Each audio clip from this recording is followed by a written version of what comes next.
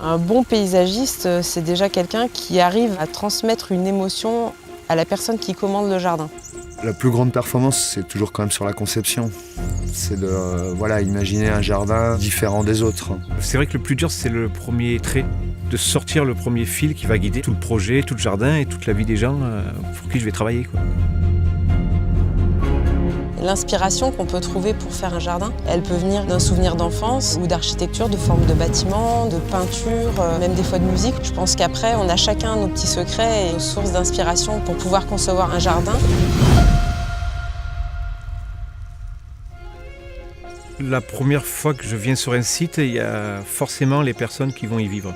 Moi, je suis là pour prendre un morceau de leur vie qu'ils ont essayé de m'expliquer, la retransmettre dans le jardin. Donc ça passe par l'écoute et par les mots, c'est-à-dire je note beaucoup. Après viendra la technique, mais la technique, elle est toujours là pour résoudre les problèmes créatifs. Et là, plus on va serrer, plus je vais devenir rigoureux, rentrer dans le détail, être précis et penser à tout ce qui peut se passer. Pour que l'esquisse, quand on la livre, on dise ah oui, c'est ça qu'il faut. Ouais. Les jardins les mieux réussis, c'est là où les clients nous ont fait une totale confiance. Ils ont compris notre façon de travailler, que plus on s'éclatait, moins on allait les décevoir, tout simplement.